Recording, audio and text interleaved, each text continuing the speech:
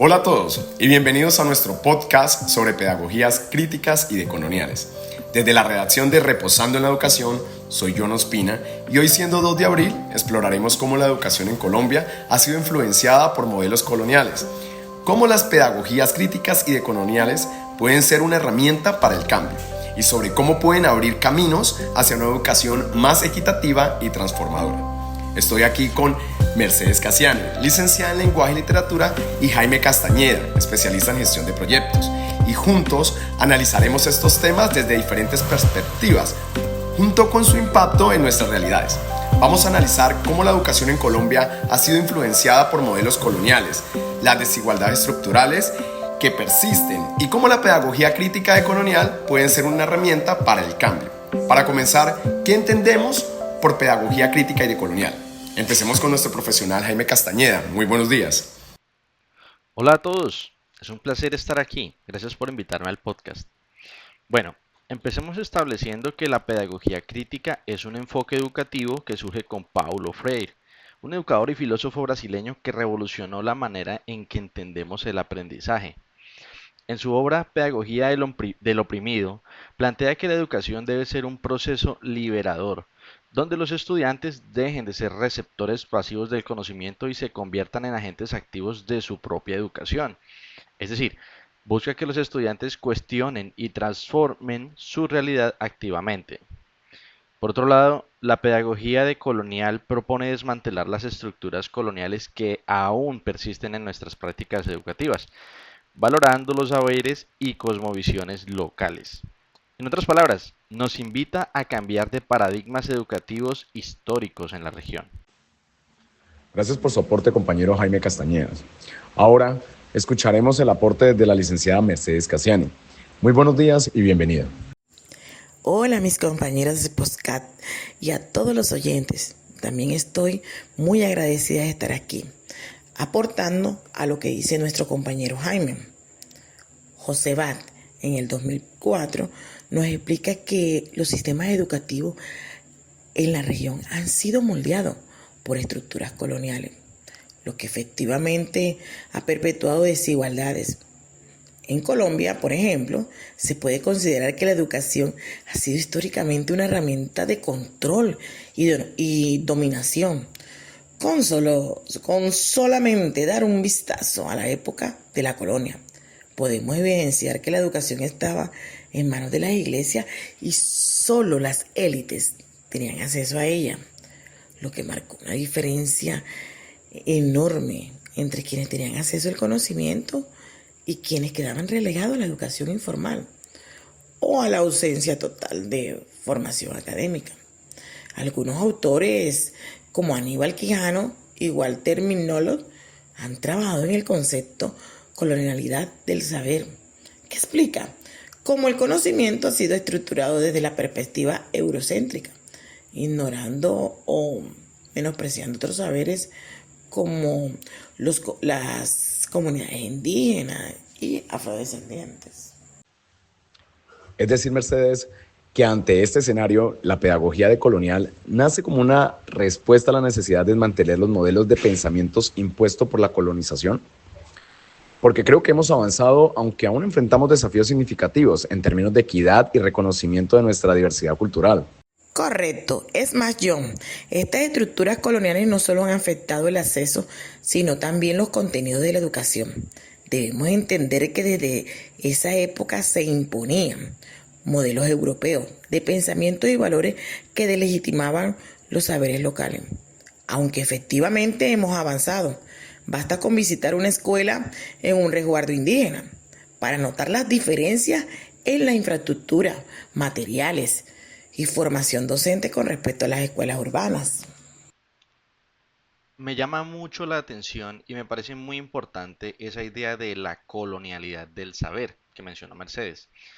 Justamente en Colombia y en otros países de Latinoamérica, el sistema educativo sigue reproduciendo una visión del mundo centrada en Europa y en valores occidentales principalmente. Entiendo. De hecho, todo esto es clave porque nos lleva a la pregunta de cómo esas desigualdades han continuado. Es muy interesante entender cómo persisten las brechas educativas y cómo esas estructuras coloniales aún influyen en nuestro sistema educativo. ¿Podrían dar ejemplos de cómo se manifiestan estas influencias hoy en día? Claro que sí, hay muchos. Un ejemplo evidente es el diseño y la centralización de los currículos escolares, los cuales a menudo no reflejan las realidades y las necesidades de las comunidades locales. En la mayoría de los colegios, la historia se enseña desde una perspectiva que prioriza los eventos europeos y minimiza la historia local, lo que es problemático. ¿Por qué? Porque genera una desconexión entre los estudiantes y su propia identidad cultural. Esto es un problema que perpetúa una visión homogénea y eurocéntrica del conocimiento, invisibilizando saberes ancestrales y prácticas culturales propias de la región. Por ejemplo, la historia de los pueblos afrocolombianos e indígenas, que tienen muy poca presencia en los programas escolares. Una consecuencia de esto es que se refuerza la idea de que solo existe una versión válida del conocimiento, cuando en realidad hay muchas voces que han sido silenciadas. Así es, incluso recordemos que hay autores que respaldan lo que vemos en la realidad. Por ejemplo, Pérez y Arraga mencionan que aunque en Colombia la educación es un derecho universal, las condiciones en las que se imparte varían mucho dependiendo del contexto socioeconómico.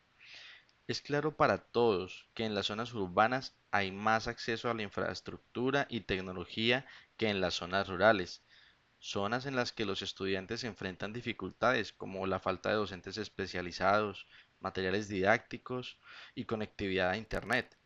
Incluso hay muchos lugares en los que ni siquiera cuentan con acceso a energía eléctrica.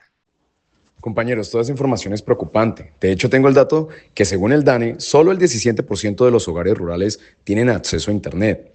Esto significó que durante la pandemia miles de niños y jóvenes no pudieran continuar sus estudios de manera virtual. ¿Esto ha afectado en algún modo la propia enseñanza de la historia colombiana? ¿Cómo han impactado esto a las comunidades indígenas? De hecho, la enseñanza de la historia en Colombia ha sido un amplio objeto de debate. Según un artículo del País, la materia de historia fue removida del currículo en 1994 y reintroducida en el 2017, pero su enseñanza sigue siendo problemática debido a la autonomía curricular de las instituciones educativas. Esto ha llevado a que muchos estudiantes tengan una comprensión limitada de su propio pasado y de la diversidad cultural del país.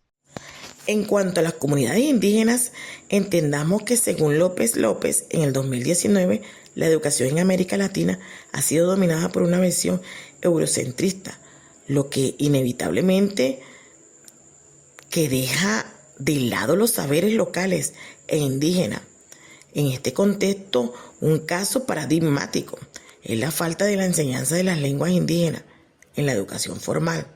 Es increíble que aunque en Colombia hay más de 65 lenguas nativas, el castellano sigue siendo el único idioma promovido en las escuelas, lo que indirectamente refuerza la idea de que las lenguas indígenas son secundarias o poco importantes.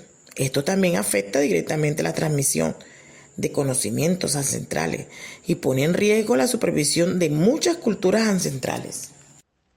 Es preocupante cómo la falta de enseñanza histórica adecuada puede afectar la construcción de nuestra identidad nacional. Y no solo se trata del idioma, sino de cómo se valoran los distintos saberes. Aquí es donde la teoría crítica entra en juego. ¿Cómo pueden las pedagogías críticas y decoloniales ayudar a enfrentar estos desafíos? Esa es una pregunta clave, porque precisamente las pedagogías críticas fomentan el pensamiento reflexivo y permiten una acción transformadora. Estas pedagogías alientan a los estudiantes a cuestionar las narrativas dominantes y a reconocer las múltiples voces que conforman nuestra historia cargada de riquezas culturales. Así podemos promover una educación más inclusiva y representativa. Todo lo que es la teoría crítica, tal como la desarrollaron los pensadores de la Escuela de Frankfurt, nos ayuda a cuestionar estas desigualdades estructurales. Es clave tener claro que, como Balseca explica, la educación no es neutral, puede reforzar estructuras de poder o convertirse en una herramienta de transformación. Los años nos han mostrado cómo en Colombia muchas reformas educativas han tenido la intención de democratizar el acceso al conocimiento. pero en la práctica seguimos viendo que los niños y jóvenes de familias con menos recursos tienen menos oportunidades. Lo hemos normalizado de algún modo. Estoy completamente de acuerdo, completando a Jaime con la pedagogía decolonial, la cual nos invita a descentralizar el conocimiento eurocéntrico y a valorar los saberes locales. Un ejemplo inspirador de los resultados de este tipo de pedagogía es el grupo musical Canalón de Timbiquí, fundado por la profesora Elizabeth Sinesterra. Este grupo ha trabajado durante 25 años para preservar y difundir la música tradicional afrocolombiana, integrando generaciones y fortaleciendo la identidad cultural de todo el Pacífico colombiano. Wow, eso es realmente sorprendente. Jaime nos habló de las perspectivas de Paulo Freire y de cómo él fomentaba una conciencia crítica de los estudiantes. Para que nos quede claro, Jaime, ¿podrías profundizar en su modelo para entender por qué esto es importante? Lo que pasa es que él nos hablaba de la educación tradicional como una educación bancaria, que es simplemente cuando el maestro simplemente deposita información en los estudiantes, sin permitirles cuestionar o construir su propio aprendizaje. Es interesante que Freire también planteaba que el diálogo es fundamental en la educación. En su modelo, los estudiantes no son recipientes vacíos, sino sujetos críticos que deben cuestionar su realidad.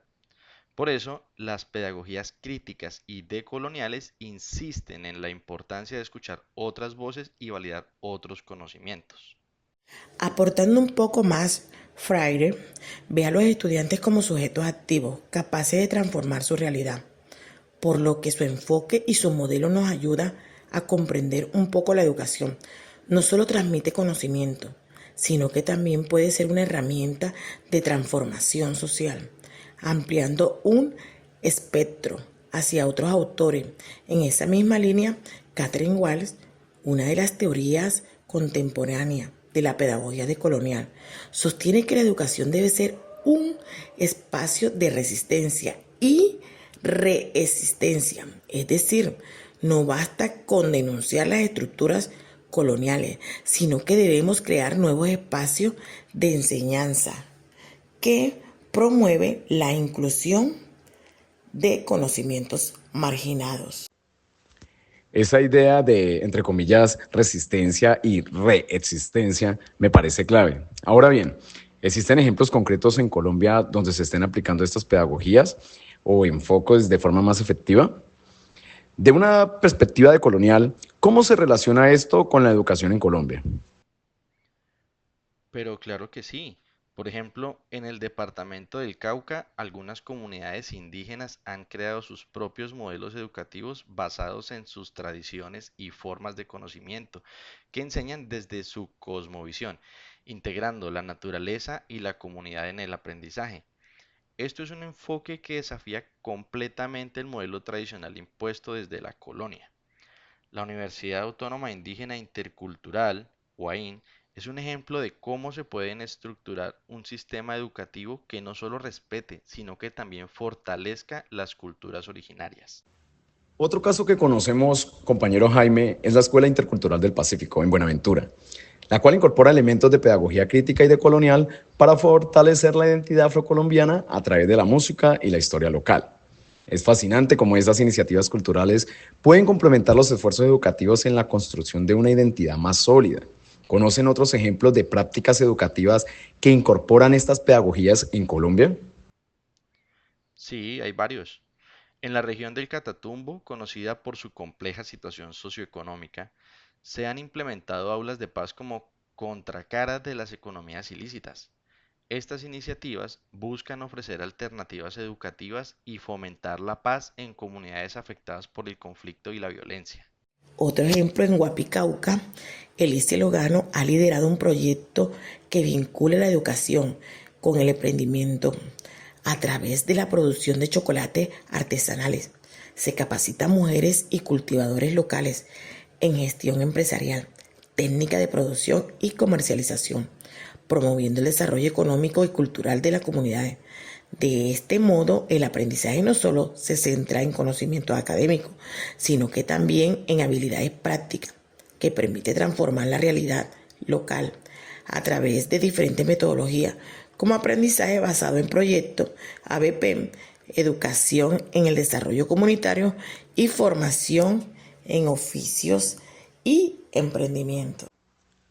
Todos estos avances, compañeros, son muy significativos que aportan muchísimo al desarrollo de las regiones. Demuestran cómo la educación puede ser una herramienta poderosa para el cambio social, cuando se enfoca desde una perspectiva crítica y decolonial.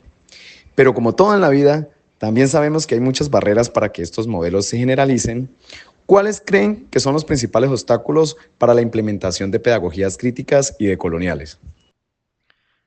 Pues uno de los principales problemas es la resistencia institucional. Muchas escuelas y universidades siguen funcionando bajo lógicas tradicionales y les cuesta incorporar cambios que desafíen el status quo.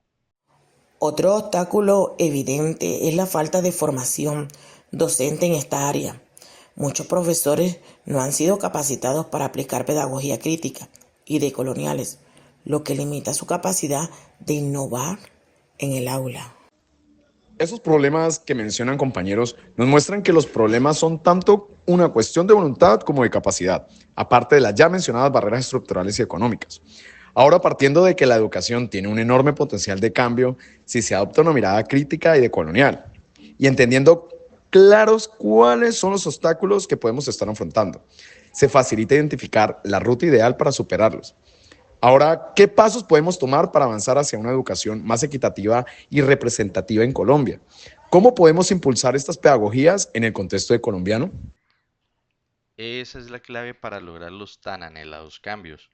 Es fundamental que los docentes adopten un rol activo en la construcción del conocimiento. No se trata solo de adoptar una posición donde únicamente se encargan de transmitir información, sino que deben fomentar activamente el debate, el análisis y la participación de los estudiantes. También es importante integrar contenidos que reflejen la diversidad cultural del país y desarrollar metodologías que permitan a los estudiantes construir su propio aprendizaje. Para todo esto es de vital importancia que los docentes se formen y se apropien de estos enfoques. Mira que existen cursos y talleres que pueden ayudar a entender mejor todas estas pedagogías y cómo aplicarlas efectivamente en el aula de clase.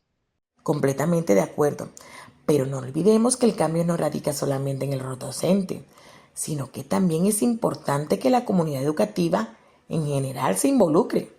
Tanto padres como estudiantes y directivos deben entender que la educación no puede seguir reproduciéndose desigualdades, sino que se debe transformarla para cerrar brechas. Aparte de eso, también se necesita una política educativa que garantice el acceso equitativo a los recursos y oportunidades. Las condiciones siguen siendo desiguales. Eso es un despropósito, como el último, pero no por ello menos importante. Es necesario fortalecer la educación rural y mejorar la infraestructura de las comunidades vulnerables, sin olvidar el garantizar una formación continua para los docentes. Todas estas son acciones clave para reducir las brechas existentes que mencionamos. Compañeros, qué excelente intervención la que han tenido. Para concluir, me quedo con esta idea. La educación tiene el potencial de ser una herramienta de liberación y transformación, pero ello depende de cómo la abordemos y de las acciones que emprendamos los diferentes actores en nuestros respectivos roles. Muchas gracias a todos nuestros profesionales, Jaime Castañeda y Mercedes Casiani, por participar en esta conversación tan profunda. A todos los que nos escuchan, esperamos que en este espacio haya sido enriquecedor y los invitamos a seguir reflexionando, a seguir explorando estos temas y a cuestionar cómo la educación puede ser más justa e inclusiva. Nos vemos en un próximo episodio. Hasta luego.